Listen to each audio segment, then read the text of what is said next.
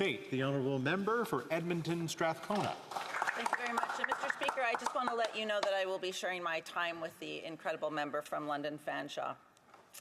Mr. Speaker, today I rise with a heavy heart to amplify the voices of Edmonton Strathcona constituents, the Lebanese Canadian community, and in fact Canadians from across the country who are devastated by the escalating violence in the Middle East.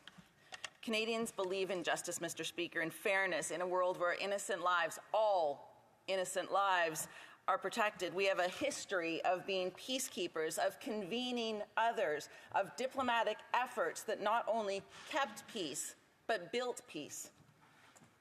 But now, today, for months, people have been telling me that that is not what they see from their government. A Canadian citizen of Lebanese heritage told me just this afternoon that she feels like she doesn't belong, like this government has turned its back on her and her human rights. Another individual told me that it's the double standard that is so horrifying to him.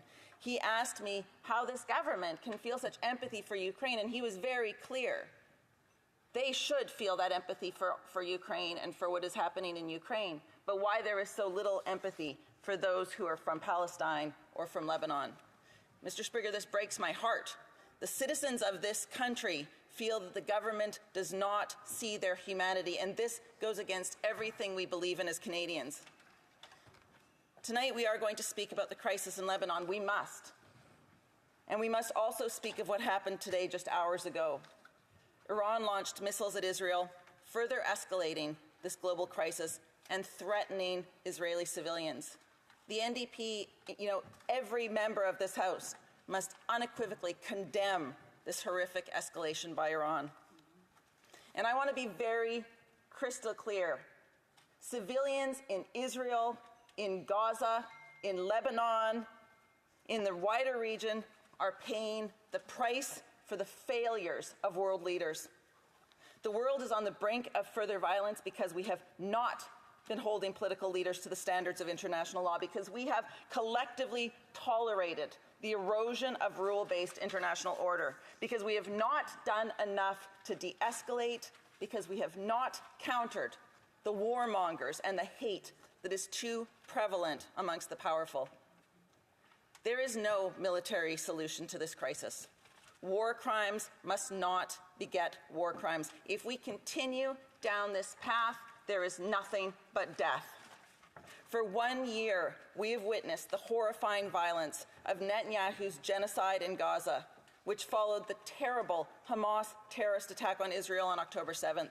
For 1 year, our party has appealed to the Canadian government to do the hard work to secure a ceasefire, to implement a real arms embargo, to get Palestinians to safety, to return the hostages, to de-escalate, to save the lives of so many, including children and vulnerable people, especially Palestinians in Gaza who are bearing the cost of political inaction and the betrayal of international law.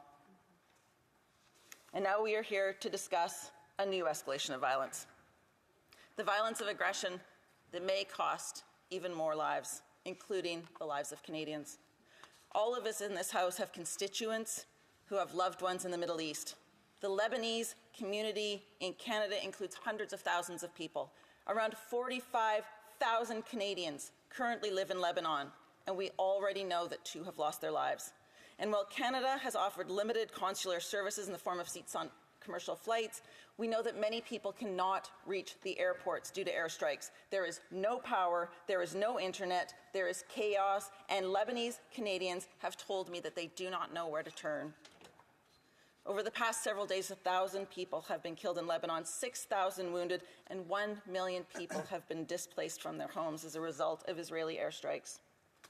Israel is bombing densely populated cities, and Hezbollah, a listed terrorist organization under Canadian law, launches more rockets towards Israel. Tonight, Iran launched ballistic missiles at Israel, another frightening development that threatens Israeli civilians who, like everyone else, deserve peace, deserve to live in security. And we know that this could lead to a wider war. Retaliation after retaliation after retaliation. The escalation is terrifying. We are on the brink, and it is our duty as parliamentarians and as Canadians to not just call for a ceasefire, but to use every tool possible to bring about peace. Mr. Speaker, I want to be clear. Hezbollah is a listed terrorist organization under Canada law and has committed very serious crimes over the decades. Hezbollah and its leaders should be brought to justice, just as the Iranian regime, a sponsor of Hezbollah and Hamas, should be brought to justice. New Democrats have worked hard to ensure that Canada listed the IRGC as a terrorist organization. We worked hard to bring a motion to this House calling on the two-Maj sanctions against Iranian leaders. But, Mr. Speaker, Iranian people are not the Iranian regime. The people of Lebanon are not Hezbollah. The people of Palestine are not Hamas. And the people of Israel are not Netanyahu.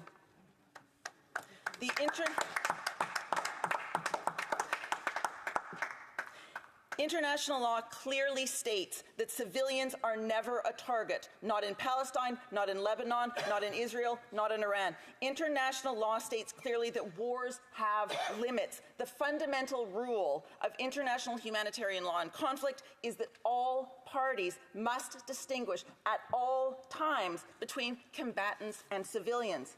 What we have seen over the past year with Israel's genocide in Gaza is that the Netanyahu government is ignoring its obligations under international law. There is no consideration for civilians. Giving people 30 minutes warning that you are going to bomb their home when they have nowhere else to go does not absolve you of your responsibilities. It's not how international law works. Civilian protection is absolute.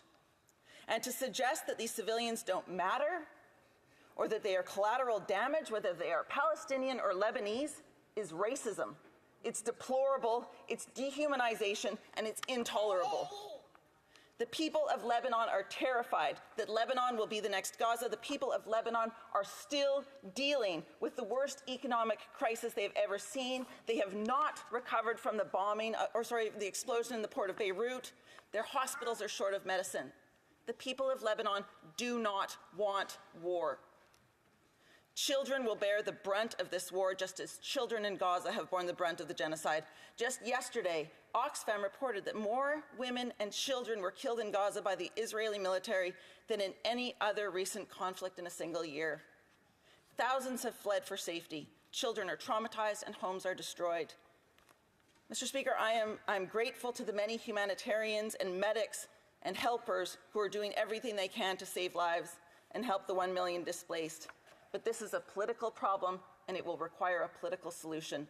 And tonight, as we stand here, afraid for what comes next, thinking of the traumatized children in Israel hiding in bomb shelters tonight, knowing that the displaced children in Lebanon and Gaza don't have bomb shelters and are equally traumatized, as we stand here in relative safety in Canada, we have a duty to act. The UN has called on Israel to end this ground incursion, which is a violation of UN resolutions and a violation of Lebanon's sovereignty. Israel has ignored an international request for a 21-day ceasefire, which Canada and many other states has asked for. Earlier today, United Nations Special Coordinator for Lebanon said, and I quote, "What we feared has materialized. With strikes throughout Lebanon, including in the heart of Beirut, and incursions across the Blue Line, violence is spiraling to dangerous heights. Every rocket and missile fired, every bomb dropped, and every ground raid conducted pull the parties further from the vision set out in Security Council Resolution 1701 in 2006. This cycle of violence will not end well for anyone.